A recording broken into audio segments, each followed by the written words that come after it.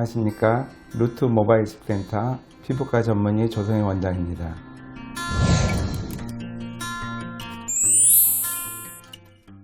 급성 탈모에는 두 종류가 있죠. 보통은 대부분은 휴지기 탈모증이고 또 하나는 유전형 탈모증인데 갑자기 생기는 경우가 있습니다. 대부분의 유전형 탈모는 천천히 진행을 하지만 어느 날 갑자기 이제 본인이 느껴서 머리가 갑자기 빠지는구나 이렇게 느낄 수 있습니다. 휴지기 탈모증은 탈모를 일으킬 만한 어떤 갑작스러운 원인 때문에 모발이 성모기에 굵은 모발이 갑자기 성장을 멈추고 휴지기로 넘어가는 현상입니다. 저희 모발을 이제 굵기를 잠깐 설명을 드리겠습니다. 후두부가 있죠. 후두부, 측두부, 정수리, 중두부, 전두부 이렇게 구별합니다. 그럼 탈모가 있느냐 없느냐를 이제 구별을 해야겠죠. 구별하는 방법은 의외로 쉽습니다. 물론 이제 본인이 하기는 어려운데요. 병원에서 하기는 아주 쉽습니다. 탈모의 기준점은 후두부 쪽입니다. 그리고 측두부도 포함이 되는데요. 이 후두부와 측두부의 모발의 상태를 먼저 파악을 합니다. 저희 모발은 보통 세 종류가 있는데요. 아주 굵은 모발이 있습니다. 굵다라는 기준은 60 마이크로메타라고 해서 0.06mm라는 의미입니다. 직경이. 그 다음에 솜털이 있습니다. 솜털, 아주 가는 털이죠. 요거는 30 마이크로메타 정도의 털입니다. 눈에 실같이 보일 듯 말 듯. 요게 이제 솜털이고, 요 중간 단계의 모발이 있습니다. 그러니까 60 마이크로메타보다 굵거나, 그 중간 모발이거나, 아니면 30보다 가늘거나. 그래서 60 이상을 성모라고 부르고요. 굵은 모발, 성숙한 모발. 60에서 30은 중간모라고 부릅니다. 그리고 30 이하를 이제 솜털, 연모라고 부르죠. 이 세 종류의 모발을 보는데요. 일단 후두부나 측두부에서 모발을 10개 이상 채취를 해가지고 아니면 사진을 찍어가지고 이 세 모발의 비율을 이제 파악을 합니다. 정상적인 모발이라면 성모랑 중간모의 비율이 90%, 연모는 10%가 됩니다. 즉 100개가 있다면 100개 중에 90개는 굵은 모발, 10개는 솜털 이렇게 보시면 평균이라고 보시면 이렇게 가정해서 탈모가 흔한 이제 정수리를 파악을 하겠죠. 그래서 정수리 모발을 검사를 했더니 굵은 모발의 비율이 30%, 중간 모발이 50%, 연모의 비율이 20% 이렇게 나왔다고 이제 가정을 하시면 됩니다. 자, 그러면 이걸 어떻게 해석을 하냐면은 일단 정상에 비해서 연모 비율이 2배가 증가가 됐죠. 그리고 요 후두부나 측두부에는 없던 중간모가 50% 정도가 나타났습니다. 자, 이제 해석을 어떻게 하냐면 탈모는 이 굵은 모발이 약해지다가 중간모로 넘어가다가 솜털로 됐다가 사라지는 과정이 탈모인데요. 즉 90%에 해당하는 굵은 모발이 30%로 줄고 그 사라진 60%는 중간모로 넘어갔고 그 중에 10% 이상이 솜털로 바뀌었다는 뜻입니다. 즉 이분의 탈모 영향을 평가할 때는 약 60%의 탈모가 있다고 판단할 수 있습니다. 즉 100개의 모발이 있으면 60개의 모발이 탈모 영향을 받고 있다. 그러니까 좀 심한 상태이죠. 비록 모발 수는 줄지 않았지만 모발의 이제 품질을 보면은 현저히 양이 줄어서 탈모로 진행하는 중이고, 이러한 경우를 오래 두면 실제 솜털부터 그 다음에 중간모부터 사라지기 시작하고 요 굵은 모발 30%도 계속 영향을 받는다면 중간모로 갔다가 솜털로 갔다가 사라지게 됩니다. 이러한 논리에 이제 근거해서 저희가 정수리나 헤어라인이나 중두부나 이렇게 어떤 정도의 탈모가 얼마큼 진행됐는지를 이제 쉽게 파악할 수 있습니다. 이게 유전형 탈모죠. 즉 유전형 탈모는 어떤 패턴이 있어서 유전 인자의 영향을 받는 모발에 집중해서 이제 감소하는 증상이고요. 휴지기 탈모증, 즉 급성 탈모증은 여기뿐만 아니라 모든 모발에 다 영향을 받습니다. 즉 후두부나 측두부나 정수리, 전두부 할 거 없이 전부 소견이 똑같습니다. 그 대신에 보편적으로 건강한 분들한테 볼 수 있는 이러한 성모, 중간모, 연모의 비율이 사라지고 성모가 현저히 줄고 연모의 비율, 중간모의 비율이 아주 이제 증가가 되어 있고 또 머리 전체의 소견이 동일합니다. 자, 이 두 가지를 비교하면 쉽게 구별이 되죠. 또 여러분이 탈모가 있다고 혹시 이제 의심이 되면 피부과에 오셔서 내 머리 상태가 어떤가, 실제 탈모가 있는 건지, 탈모가 있다면 여성형인지 급성 탈모인지 이와 같이 진단을 받으시는 것이 중요합니다. 치료가 달라질 수도 있고 치료가 필요 없을 수도 있습니다. 제일 중요한 거는 내 탈모증이 있는지 어떤 유형인지 구별이 아주 중요하다고 할 수 있겠습니다. 그러면 급성 탈모증에 대한 치료를 어떻게 하는지에 대해서 설명드리겠습니다. 저희가 진행하는 이제 중요한 프로그램을 설명드리겠습니다. 첫 번째는 두피 메조세라피입니다. 이 치료의 가장 중요한 면은 혈류 개선이죠.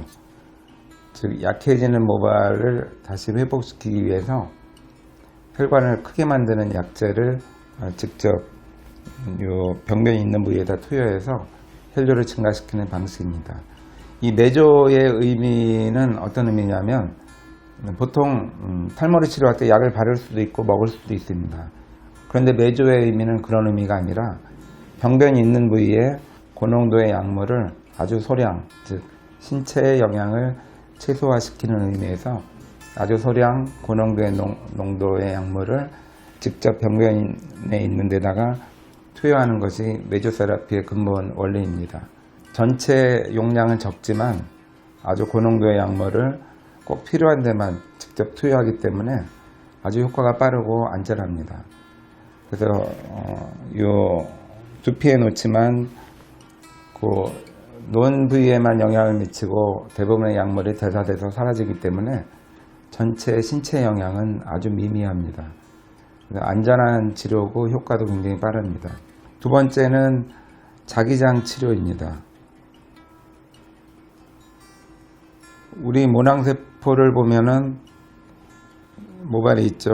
모낭이 있는데 모발의 성장점은 여기에 있습니다. 스템셀이라고 해서 줄기세포가 중간쯤에 허리쯤에 있고요. 밑에는 유도세포라고 해서 안테나와 같은 역할을 합니다. 즉 줄기세포에서 만들어진 세포를 아래쪽으로 쭉 내려오도록 모유도가 자극을 하는 과정이 모발의 성장 과정인데요. 자기장 치료는 여기에 관여하는 세포들의 에너지 생산을 증가시켜줍니다. 아주 미세한 자기장, 즉 세포 성장에 도움이 될 만한 전기 자극을, 자기장, 전자 자극을 정밀하게 계산을 해가지고 기계가 두피에 집중적으로 투여를 해줍니다. 역시 신체는 거의 영향을 미치지 않기 때문에 아주 안전하면서 또 모발이 휴지기 탈모증에만 효과가 있는 것이 아니라 일반적인 유전형 탈모, 또 나이가 들면은 탈모가 없어도 모발이 가늘어지거든요. 이런 노화로 인한 가늘어짐, 이런 것들을 회복시키는데 큰 의미가 있습니다. 두 번째는 자기장 치료를 시행합니다. 세 번째는 성장인자를 투여하게 됩니다. 즉 건강한 세포를 얻어서, 줄기세포를 얻어서 이 세포를 배양해 가지고 배양 중에 나오는 성장인자들을 농축을 해서 만든 제품입니다. 이 제품을 두피에 바른 다음에 MTS, 즉 작은 바늘이 있는 치료기로 이와 같이 찔러주는 거죠. 그러면 그 찔린 구멍을 통해서 이 약재가 잘 침투되게 됩니다. 어떻게 보면 메조세라피랑 상당히 유사한 치료인데요. 성분 자체는 다릅니다. 그래서 모발 성장을 활발하게 촉진시켜줘서 탈모 증상을 손쉽게 치료하는 방법입니다. 네 번째는 자가혈 치료입니다. PRP라고 잘 알려져 있죠. 우리 몸의 혈소판을 이제 집중 분리해서 혈소판을 투여하는 방식입니다. 자기 정맥에서 피를 일정한 양을 뽑은 다음에 아주 고속의 원심 분리기로 혈액을 성분별로 이렇게 분리시킵니다. 그러면 중간층 정도의 요 혈소판 농도가 아주 높은 혈청이 분리되게 되거든요. 거기를 정밀한 주사기로 그 부분만 뽑아내 가지고 두피에다 직접 주입하는 방식입니다. 일단 자기의 성분이기 때문에 안전합니다. 그리고 우리가 상처나면 피가 멎으면서 닦지가 않고 상처를 치유하는 주성분이 들어있기 때문에 상처 치유에 아주 도움이 되고 피부 성장을 굉장히 활발하게 촉진합니다.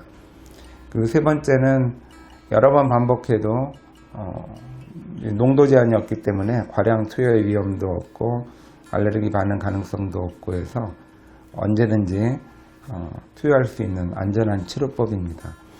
이와 같이 네 가지 방법을 통해서 규칙적으로 프로그램을 통해서 치료를 잘 받으시면 급성기 탈모증을 일단은 쉽게 멈추고 시간이 흐르면 되게 회복되는 것이 급성기 탈모이기 때문에 그 뒤에 다른 더 가벼운 치료나 아니면 관찰 이런 걸 통해서 잘 극복할 수 있겠습니다. 자, 이번에는 실제 사례자를 통해서 어떻게 치료가 진행되는가를 말씀을 드리겠습니다. 예, 이분은 32세 여성이고요. 제가 이미 외래에서 검사는 다 마친 상태입니다. 여기서는 어떤 식으로 검사를 진행하는지 잠깐 소개를 드리겠습니다. 후두부나 측두부 밀도를 측정하는데 몇 가지 방법이 있는데요. 이 측정기가 제일 간단한 방법입니다. 이 덴시토미터라고 해서 모발의 밀도, 굵기를 볼 수 있는 측정 기기입니다. 이와 같이 이제 불을 켜서 제가 이제 보고 싶은 부분을 이제 보게 됩니다. 자, 기준점이 되는 부위를 제가 덴시토미터를 통해서 보겠습니다. 이번의 경우는 굵은 모발이 90개고요. 중간 모발이 50개입니다. 그리고 솜털이 10개 정도 있습니다. 즉 제곱센티미터에 90개의 굵은 모발, 50개의 중간모, 10개의 솜털이 있습니다. 그러면 이번에는 이제 본인이 탈모가 있다고 느끼는 부분, 여기가 어떤지를 제가 보겠습니다. 자, 이번에는 탈모 증상이 있다고 여겨지는 부위를 제가 보겠습니다. 정수리 탈모가 의심이 되는데요. 여기서는 굵은 모발이 50개, 중간모가 40개, 솜털이 30개 정도 보입니다. 즉 굵은 모발이 감소되어 있고 그 다음에 중간모는 비슷합니다. 그 대신에 솜털이 증가되어 있죠. 10개에서 30개. 그리고 전체 숫자도 약간 줄어 있습니다. 즉 굵은 모발이 가는 모발이 솜털로 바뀌면서 숫자가 줄어드는 단계입니다. 이와 같은 경우는 전형적인 여성형 탈모라고 이제 볼 수 있고요. 이제 본인도 말씀하셨는데 아주 오래된 증상이지만 최근에 갑자기 진행돼서 느껴졌다고 얘기했습니다. 그래서 이거 오래 진행되면은 이것이 탈모인지 아닌지 아니면 원래 가늘어서 그런지 이제 구별이 어려울 때가 있는데요. 원래 가늘어서 그런 건지 실제 탈모인지는 이와 같은 간단한 검사로 쉽게 구별할 수 있겠습니다. 자, 치료에 대한 준비가 다 끝났습니다. 먼저 제가 알코올솜으로 치료할 부위를 소독을 합니다. 자, 소독이 끝나면은 이와 같이 혼합된 메조 약제가 있습니다. 약제를 주사를 통해서 제가 해당 부위에 주입을 하겠습니다.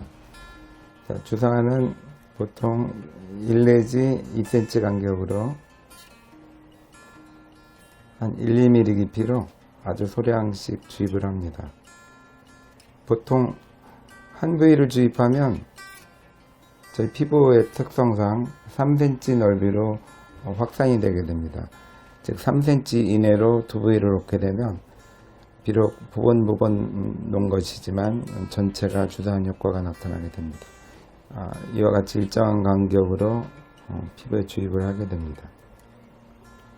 고농도의 약물을 아주 소량 해당 부위에 직접 넣는 것, 이것이 메조세라피의 원칙이고 또 효과의 근본입니다. 이번에는 성장인자 투여 방식입니다. 성장인자 치료는 이와 같이 줄기세포 배양액으로 조제된 약품을 사용하게 됩니다. 치료하고자 하는 범위로 성장인자를 뿌리게 됩니다. 이와 같이 성장인자를 뿌린 다음에 MTX라는 바늘 기구를 이용해서 성장인자를 투여하게 됩니다.